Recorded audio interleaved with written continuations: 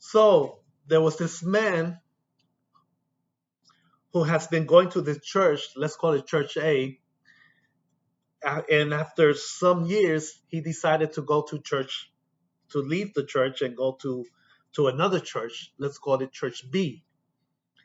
The people at Church B asked him if, hey, are you new here? Because we've never seen you before. And he replied that yes, that he used to go to Church A, but he left that church because of the people there was prejudgmental.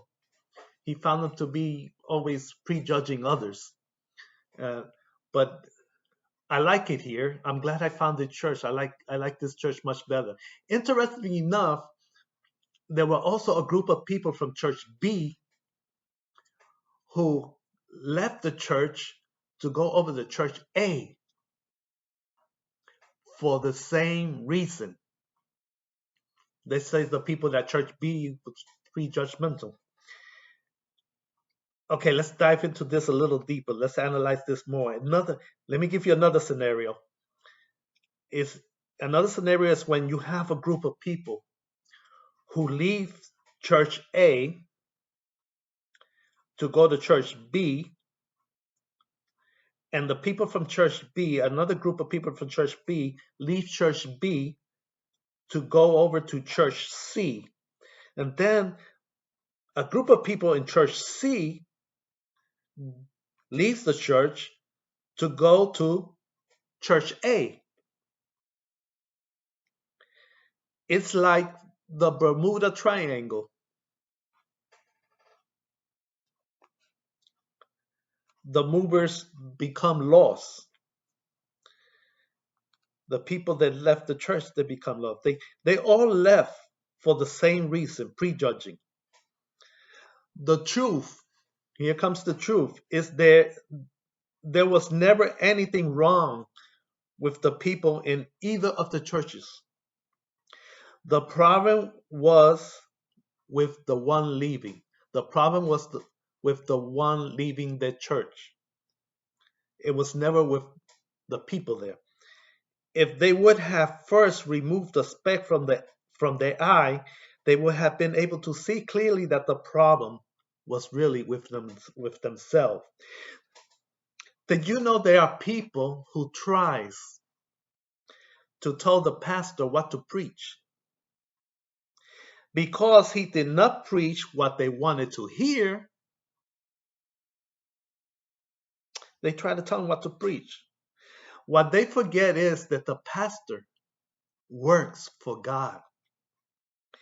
They forget that Moses went through the same thing.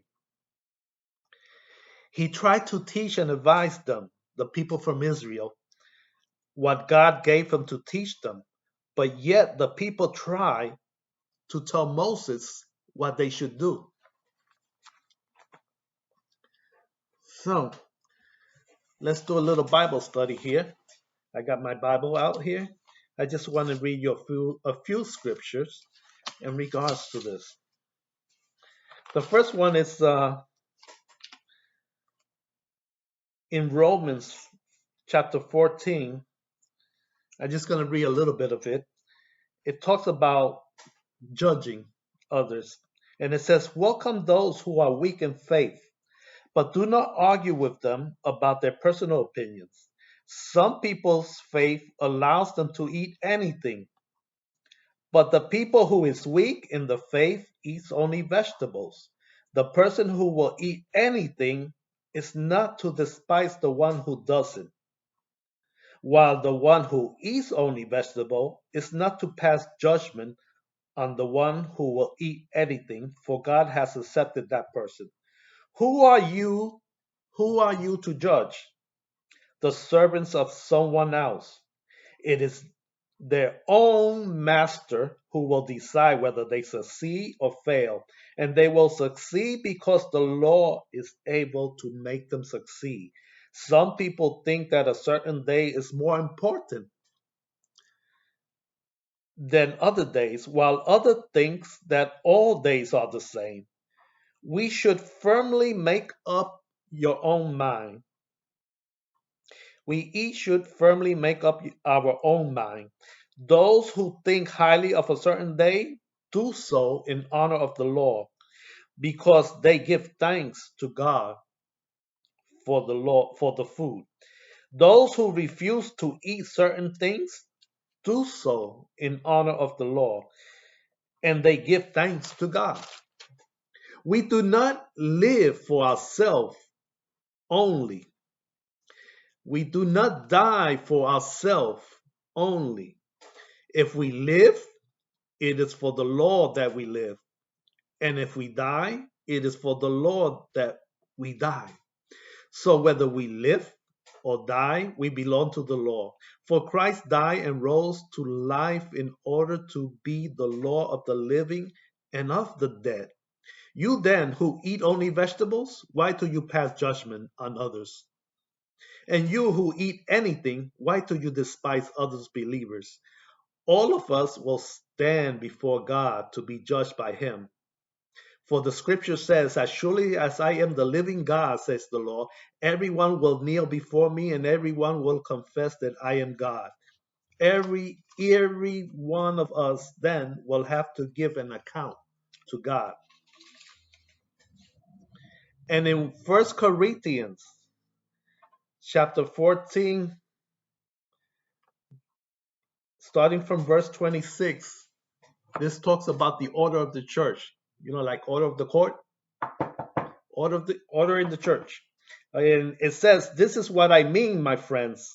When you meet for worship, one person has a hymn, another a teaching, another a revelation from God, another a message in strange tongue, and still another the explanation of what is said.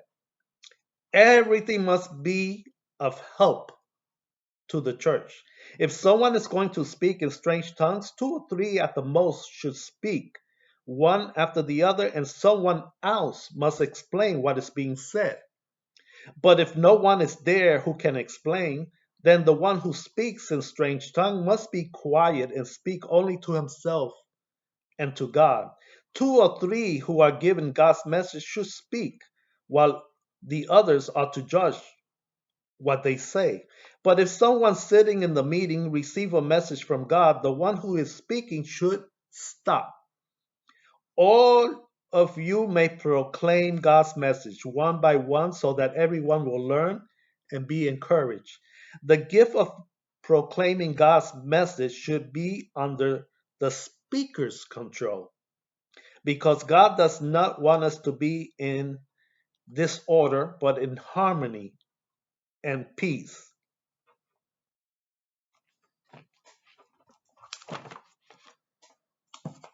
And that is all I have for today. Thanks for listening. Peace out.